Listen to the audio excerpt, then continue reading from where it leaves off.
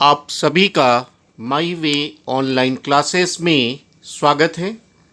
इस educational video class में हम आपको संसद के उच्च सदन Rajya Sabha the council of states के बारे में विस्तार से बताएंगे। Rajya Sabha the council of states, इस टॉपिक में हम सभी अध्ययन करेंगे कि राज्यसभा संसद का एक अंग है।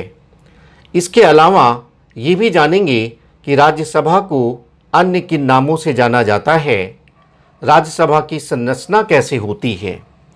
ये भी जानेंगे कि राज्यसभा के जो सदस्य हैं उनका निर्वाचन कैसे होता है, उनका कार्यकाल क्या है। कार्यकाल के संदर्भ में दो तरह से देखेंगे, एक सदन का कार्यकाल क्या है और जो सदस्य होते हैं राज्यसभा के उनका कार्यकाल क्या है।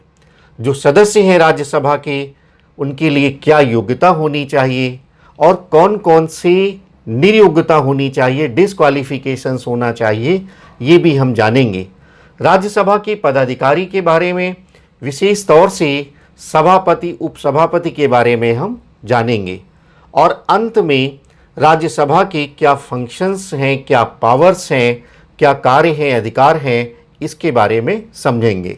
और अंततः तुलनात्मक दृष्टि से देखेंगे कि राज्यसभा और लोकसभा में किसको ज़्यादा अधिकार हैं, किसको कम अधिकार हैं, किसको कुछ विशिष्ट अधिकार हैं। इस प्रकार की बातों पर हम लोग विचार करेंगे। अभी तक आपने संविधान में ये अध्ययन किया है कि संविधान के भाग 5 में जो अध्याय हैं, 5 अध्याय के बारे में आपने पढ़ा। अध्याय 1 में आपने संघ की कार्यपालिका के बारे में विस्तार से पढ़ा है।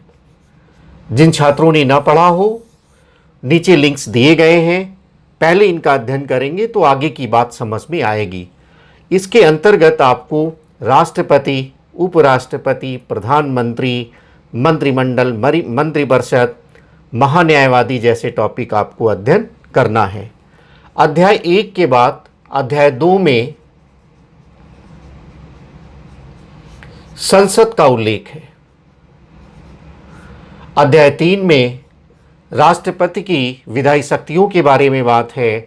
अध्याय 4 में संघ की न्यायपालिका के बारे में बात है और अध्याय 5 में नियंत्रक महालेखा परीक्षक के बारे में बताया गया है।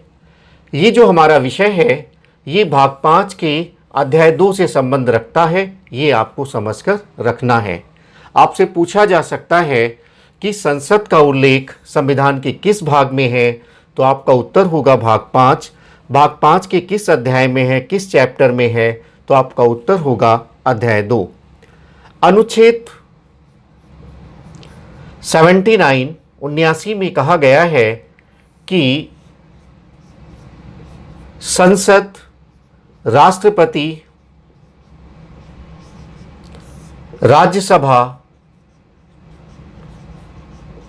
और लोकसभा तीनों से मिलकर बनती है। तो यहां पर यह भी प्रश्न आता है कि संसद का उल्लेख किस अनुच्छेद में है, तो आपका उत्तर होगा अनुच्छेद 79।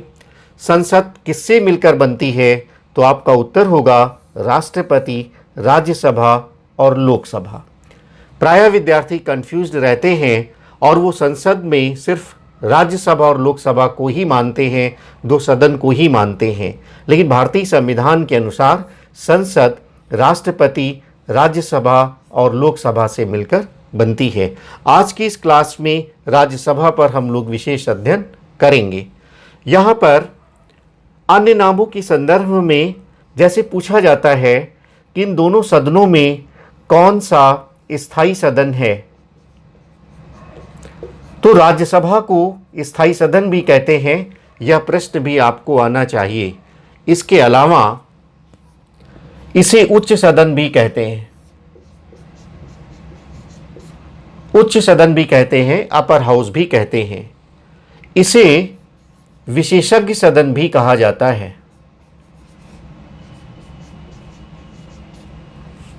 तो विशेषज्ञ सदस्य सदन क्यों कहा जाता है? इसलिए कहा जाता है कि राष्ट्रपति इसमें 12 विशेषज्ञों का मनोनयन करते हैं। अभी राज्यसभा की संरचना में इसको विस्तार से हम लोग पढ़ेंगे। तो आपसे पूछा जाता है कि विशेषज्ञ सदन किसे कहा जाता है, तो आपका उत्तर होगा राज्यसभा। उच्च सदन किसे कहा जाता है, तो इसका उत्तर राज्यसभा। स्थायी सदन किसे कहा जाता है, तो इसका उत्तर राज्यसभा। अब इसके बाद हम सभी राज्यसभा की संरचना के बारे में अध्ययन करेंगे।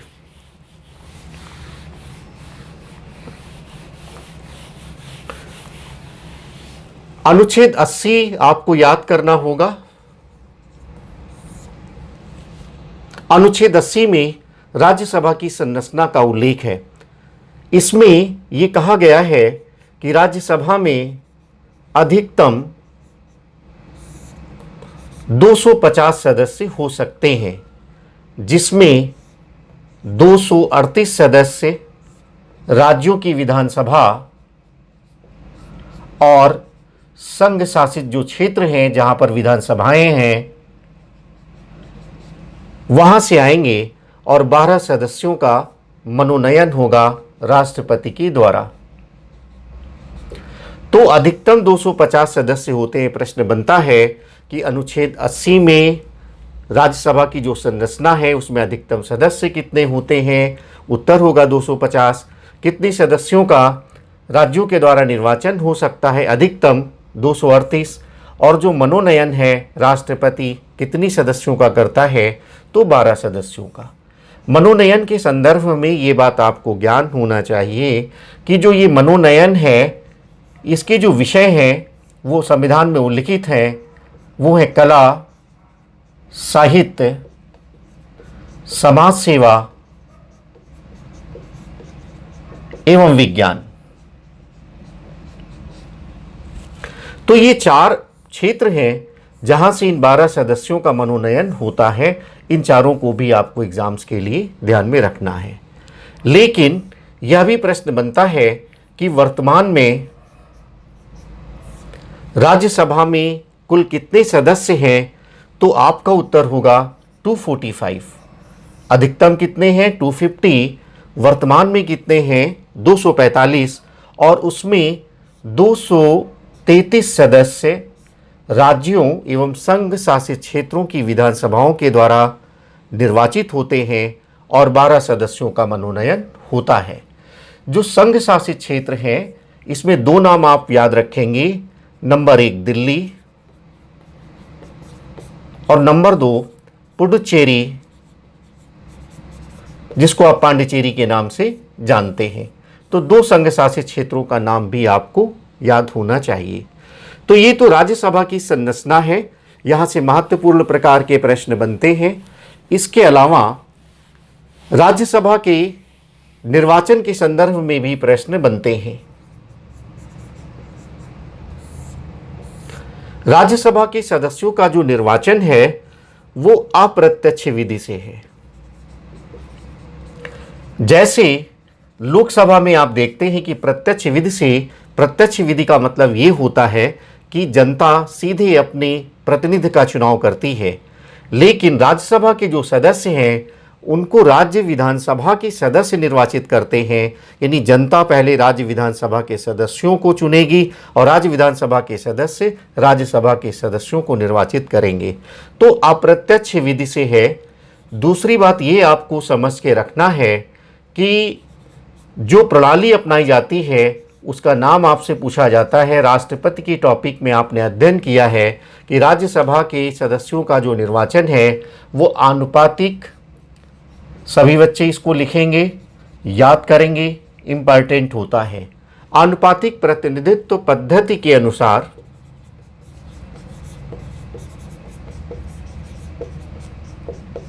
एकल संक्रमणीय मत पद्धति के द्वारा। तो ये नाम आपको याद रखना है। Proportional representation bye means of single transferable vote system.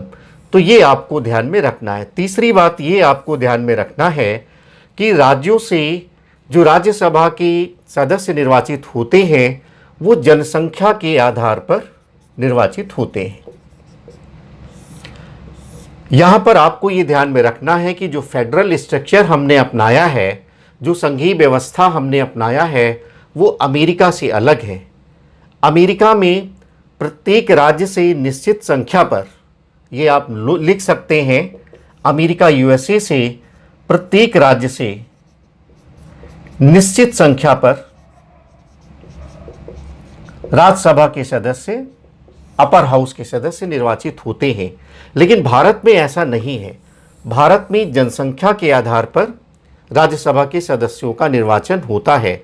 इसका तात्पर्य ये है कि जिस राज्य की जनसंख्या ज़्यादा होगी उसके सदस्य सबसे ज़्यादा होंगे। प्रश्न भी आता है कि राज्यसभा में सबसे ज़्यादा सदस्य किस राज्य से आते हैं, तो स्वाभाविक है उत्तर प्रदेश की जनसंख्या सबसे ज़्यादा है, तो उत्तर होता है उत्तर प्रदेश से सबसे ज़्यादा सदस्य निर्वाचित होते हैं। तो ये तीन बातें आपको निर्वाचन के संदर्भ में ध्यान में रखना है। इसके बाद कार्यकाल पर आते हैं। तो कार्यकाल के संदर्भ में दो बातें आपको याद रखना है। जैसे हमने एक तो सदन के बारे में आपको बताया, सदन ये स्थायी सदन है, यानी इसका विघटन नहीं हो सकता। लोकसभा में आपने देखा है कि जिस तिथि से लोकसभा शुरू होती है उस तिथि से लेकर के 5 वर्ष तक उसका कार्यकाल होता है। लेकिन यहाँ ऐसा नहीं होता, ये स्थायी सदन है, इसका विघटन नहीं होता है। बहुत बार प्रश्न में पूछा जाता है ऑब्जेक्टिव टाइप एग्जाम में, कौन सा सदन है जिसका विघटन नहीं होता, तो आपका उत्तर होगा राज्यसभा। क्योंकि जो राज्यसभा है उसके जो सदस्य हैं वो 6 वर्ष के लिए निर्वाचित होते हैं और प्रत्येक 2 वर्ष पर 1/3 सदस्य उनका कार्यकाल समाप्त हो जाता है। तो प्रत्येक 2-2 वर्ष पर 1/3 सदस्य निर्वाचित होते रहते हैं और इस प्रकार से ये स्थायी रूप में बना रहता है, इसका विघटन कभी नहीं होता। जो सदस्य हैं उनका कार्यकाल कितना है, 6 वर्ष है। उसमें से प्रत्येक 2 वर्ष में 1/3 सदस्य पुनः निर्वाचित होते हैं। इसके बाद हम लोग सदस्यों की योग्यता और निर्योग्यता के बारे में पढ़ेंगे। जहां तक योग्यता का प्रश्न है, इससे संबंधित अनुच्छेद आपको याद रखना है, अनुच्छेद 84। और इसमें ये कहा गया है, पहली बात कि वह भारत का नागरिक हो।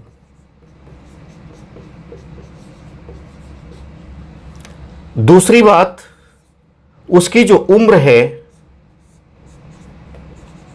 वो 30 वर्ष पूरी कर चुका हो, यानी उम्र जो सीमा है वो 30 वर्ष है न्यूनतम। अधिकतम कितनी भी आयु का व्यक्ति राज्यसभा का सदस्य बन सकता है। तीसरी बात जो है वह लाभ का पद धारण ना करता हो। यहां यह उल्लेखनीय है कि लाभ का पद जो होता है, जैसे केंद्र में राष्ट्रपति हैं, उपराष्ट्रपति हैं, मंत्री का पद है, ये लाभ के पद नहीं माने जाते।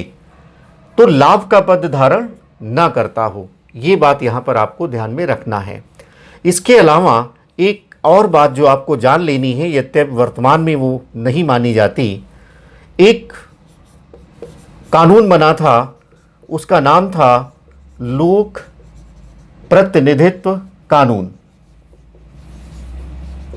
1951 का था। इसमें यह कहा गया था कि राज्यसभा में चूंकि राज्यों के प्रतिनिधि आते हैं, तो जो सदस्य होगा वह मामूली तौर पर, पूर्ण रूप से यदि नहीं है तो मामूली तौर पर उस राज्य का निवासी अवश्य होना चाहिए।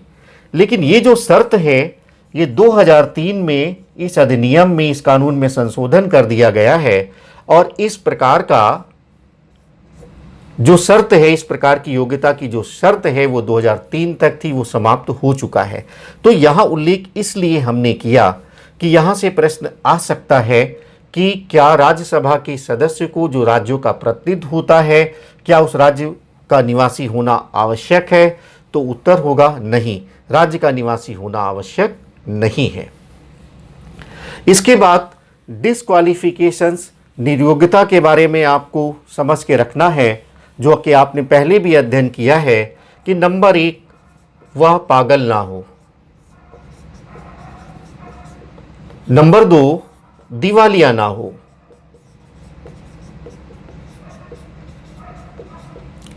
और नंबर 3, अन्य देश या किसी दूसरे देश की नागरिकता ना ली हो। अगर ऐसी बातें होंगी तो वो अयोग्य ठहराया जाएगा या वो निर्योग्य होगा, वह राज्यसभा के सदस्य बनने के काबिल नहीं होगा। पागल ना हो, दिवालिया ना हो, इसके लिए सक्षम प्राधिकारी या न्यायालय का निर्णय विद्यमान हो। सक्षम प्राधिकारी के द्वारा ये रिकॉग्नाइज होना चाहिए, मान्यता होनी चाहिए कि वह दिवालिया नहीं है, पागल नहीं है। अगर पागल है तो इसके लिए किसी सक्षम अधिकारी का सर्टिफिकेट होना आवश्यक होता है। दिवालिया के लिए भी ऐसी आवश्यकता होती है। इसके बाद आप सभी अध्ययन करेंगे राज्यसभा के पदाधिकारी। आप पहले ही उपराष्ट्रपति के टॉपिक में ये पढ़ चुके हैं कि उपराष्ट्रपति राज्यसभा का पदेन सभापति होता है। ये पहले आप अध्ययन कर चुके हैं। अनुच्छेद 63 में उपराष्ट्रपति का उल्लेख है और 64 में ये कहा गया है कि राज्यसभा का पदेन सभापति होता है उपराष्ट्रपति। तो 63 और 64 का आप उपराष्ट्रपति के टॉपिक में आपने अध्ययन किया है। यहाँ आपको अनुच्छेद 89(1) याद रखना है, जिसमें ये कहा गया है कि उपराष्ट्रपति राज्यसभा का पदेन सभापति होता है और राज्यसभा अपने सदस्यों में से ही किसी को उपसभापति के रूप में चुनती है। तो पदाधिकारियों में एक तो सभापति के रूप में और एक उपसभापति के रूप में 2 लोगों के बारे में आपको जानना है। सभापति और उपसभापति के अधिकार सामान्य रूप से उसी प्रकार से होते हैं जैसे किसी विधानमंडल के अध्यक्ष के रूप में होते हैं। सभा का या सदन का संचालन करना, जो वाद विवाद हो रहा है उस पर नियंत्रण करना इत्यादि तमाम कार्य जो सदन के अध्यक्ष का होता है, उसी प्रकार के कार्य सभापति और उपसभापति करते हैं। जहां तक राज्यसभा के कार्य एवं शक्ति का प्रश्न है, तो राज्यसभा के पास अनेक प्रकार के कार्य एवं शक्तियां हैं, जैसे विधायी शक्तियां हैं। अब विधायी शक्तियों में आपने अध्ययन किया है या आगे भी करेंगे आप कि कोई भी विधेयक है, साधारण विधेयक, सामान्य तौर से साधारण विधेयक को हम लोकसभा या राज्यसभा किसी में भी प्रस्तुत कर सकते हैं। दोनों के बराबर अधिकार होते हैं, किंतु वह विधेयक यदि वित्तीय विधेयक है तो वित्तीय विधेयक सिर्फ लोकसभा में ही प्रस्तुत होगा। ये बात विशेष तौर से ध्यान में रखना है। तो जहां तक विधायी शक्तियां हैं, साधारण विधेयक के संदर्भ में लोकसभा राज्यसभा के अधिकार समान हैं, लेकिन वित्तीय विधेयक के संदर्भ में लोकसभा को वरीयता दी गई है। लोकसभा में ही वित्तीय विधेयक प्रस्तुत होंगे। तो इस प्रकार से जो वित्तीय शक्तियां हैं, वित्तीय शक्तियों में लोकसभा के पास ज़्यादा हैं। लोकसभा से वित्त विधेयक पारित होगा, राज्यसभा में आएगा, राज्यसभा को विचार करके 14 दिन के बाद इसे वापस करना है। यदि राज्यसभा ऐसा नहीं करता है तो ये वित्त विधेयक या धन विधेयक स्वतः पारित हुआ मान लिया जाएगा। तो वित्तीय शक्तियों के संदर्भ में राज्यसभा के अधिकार बहुत सीमित हैं। इसके अलावा राज्यसभा कार्यपालिका के संदर्भ में भी विशेष अधिकार रखती है, जैसे मंत्रिमंडल से प्रश्न करती है, पूरक प्रश्न करती है, वाद विवाद होता है जो कार्यपालिका के सदस्य होते हैं उनके साथ, तो राज्यसभा इस प्रकार से कार्यपालिका पर भी नियंत्रण करती है। लेकिन यहाँ आपको ये ध्यान में रखना चाहिए कि जो मंत्रिमंडल है वो मंत्रिमंडल लोकसभा के प्रति उत्तरदायी होता है, राज्यसभा के प्रति नहीं। तो यहाँ भी कार्यपालिका शक्ति के संदर्भ में भी लोकसभा को विशेष अधिकार प्राप्त हो जाते हैं। लेकिन संविधान संशोधन के संदर्भ में दोनों सदनों को बराबर अधिकार दिए गए हैं। संविधान संशोधन जो विधेयक होता है उसे लोकसभा में भी और राज्यसभा में भी अलग अलग पारित होना आवश्यक है। यहाँ पर एक बात और ध्यान में रखना है कि राज्यसभा के पास कुछ विशिष्ट शक्तियाँ हैं और इन विशिष्ट शक्तियों को आपको तैयार करना है, बहुत ही इम्पॉर्टेंट है। पहली बात, आपको अनुच्छेद 249 याद रखना है और दूसरा अनुच्छेद 312 याद रखना है। अनुच्छेद 249 में ये कहा गया है, जैसा आप जानते हैं कि जो भी विषय हैं संघ और राज्य में आपस में बटे हुए हैं, आप संघ सूची, राज्य सूची, संवर्ती सूची, अवशिष्ट शक्तियाँ, ये सब आपने अध्ययन किया है। तो राज्य सूची पर राज्य कानून बनाता है, संघ सूची पर केंद्र कानून बनाता है। अनुच्छेद 249 ये अधिकार देता है कि यदि राज्यसभा 2/3 बहुमत से एक प्रस्ताव पारित कर दे तो केंद्र राज्य सूची के विषयों पर कानून बना सकता है। तो राज्यसभा को ये विशेष अधिकार मिल जाता है, ऐसा अधिकार लोकसभा के पास में नहीं है। इसके अलावा अनुच्छेद 312 यह भी कहता है कि यदि राज्यसभा एक संकल्प प्रस्ताव पारित कर दे तो कोई भी नई अखिल भारतीय सेवा, जैसे IAS, IPS, इस तरह की जो अखिल भारतीय सेवाएं हैं, अखिल भारतीय सेवा का सृजन हो सकता है।